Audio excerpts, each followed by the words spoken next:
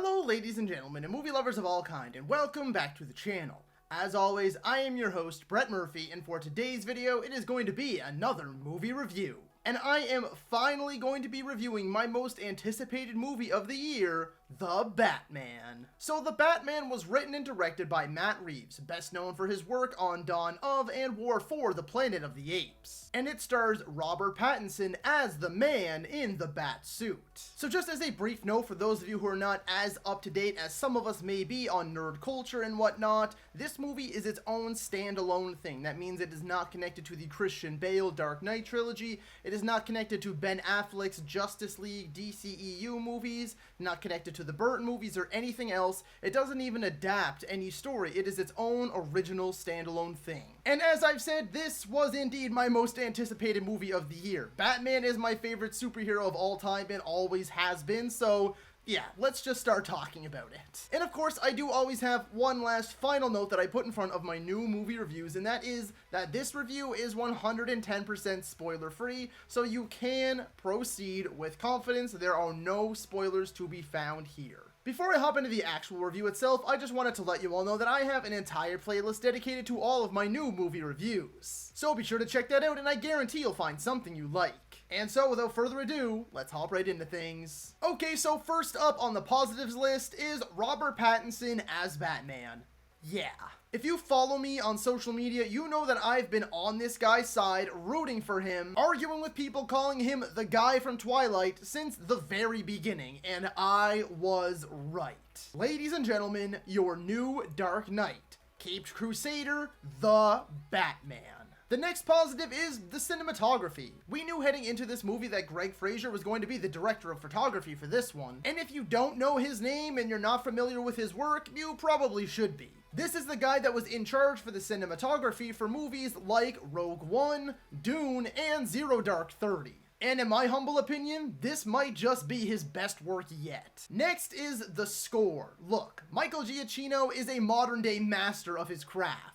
Easily among the best working today. His name just keeps inching more and more towards the top among the all-time greats with each and every project he works on. And this one didn't just inch him forward, it bumped him up a huge good leap. I also wanted to say that I absolutely loved this version of Gotham. It is the most unique and diverse since the Tim Burton movies. The next positive I wanted to address is the detective work, riddle solving, and cipher deciphering. I may not always understand all of it, but I live for this shit and I loved every second of it. It is by far the very best live action Batman portrayal that gets the whole world's greatest detective thing right. I'll admit, I was nervous in the build up to this movie that Catwoman may steal the spotlight a little bit. However, Catwoman really doesn't steal the focus despite how heavily she was featured in the marketing. Instead, she is used appropriately and to great effect. Although I will admit she did steal one thing. Zoe Kravitz is an absolute scene stealer. She is so good in this. And now a quick word about the man, the myth, the legend, or at least soon-to-be legend, director Matt Reeves. I knew he was the right choice from the very beginning, and he knocked it right out of the ballpark, out of the stratosphere with this one.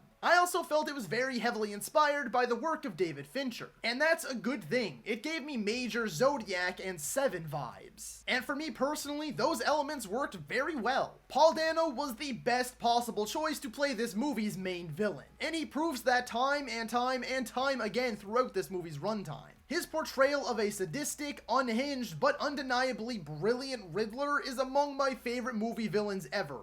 Yeah, I said ever. Jeffrey Wright, too, was a stroke of casting genius. The man brings in various elements from all of your favorite Jim Gordons, but also very much so makes it his own. I also loved how much more involved in the Batman stuff his version was, because I always love seeing that side of things, and there is a much deeper exploration of their relationship here. The next positive I wanted to address is the tone. I loved the dark and dreary tone that they went for. It was still mostly grounded, gritty, and dark, similar to the Dark Knight trilogy, but but I also feel like they took a few extra liberties in pulling it out of reality and also made it darker, and I loved that. This is the first Batman movie that really dives into Bruce Wayne and Batman's psyche. It portrays Gotham as it is always described, but never really shown, and I felt it all worked very well for the story they were trying to tell, and I'm really happy that they just went for it. The Batmobile. This is probably my favorite Batmobile reveal in any of the Batman movies. This thing kicks ass. I mean, it just looks and sounds mean.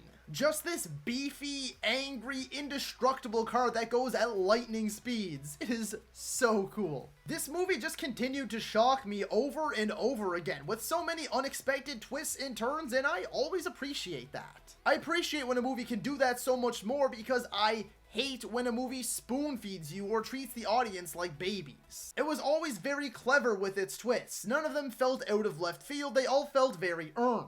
Lots of turns, shocks, and surprises in there too, and none of them felt forced. Looking back on it, it actually does give you quite a few clues to certain elements in the story. Like I said, the twists deliver, the turns are earned, and all of it just works to excellent effect. The story overall is just marvelously told. Delving into Batman's relationship with the GCPD, the corruption that runs through the city, the history of Gotham, the mindset of our hero, and all of it is just truly exceptional. The action is pretty solid. Definitely better than what was on offer in the Dark Knight trilogy, but not quite as good as the warehouse scene in Batman v Superman. Lastly, I wanted to say that Colin Farrell is more than just the makeup. People were shocked by the makeup transformation, and it is phenomenal. But he also fully embraces the makeup and becomes the character. His portrayal is spot on, and I was super impressed. Now, there are a few small negatives I did want to address, and I am sad to address them, trust me. Again,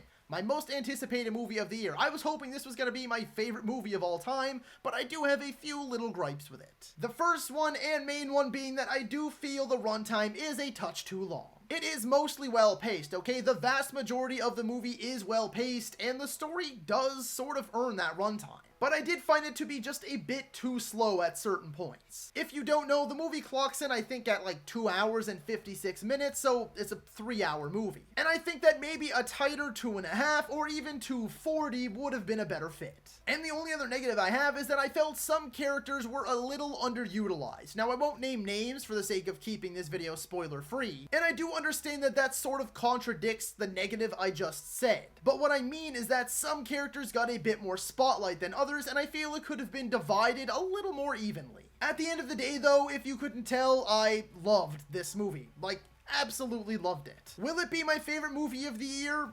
Probably. Yeah, I know it's only early March. I mean, it's March 4th. And I am pretty confident that this will end up being my favorite movie of the year. Despite a few small negatives, the movie was an overwhelmingly positive experience. And therefore, I'm going to be giving The Batman a 9 out of 10.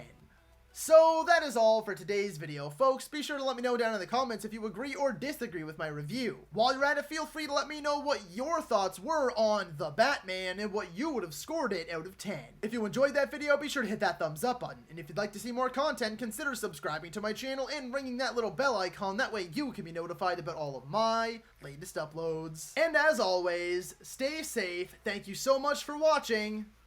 And that's a wrap. Hey you, yeah you, if you made it this far, just know I appreciate you, and while you're here, consider hitting that subscribe button.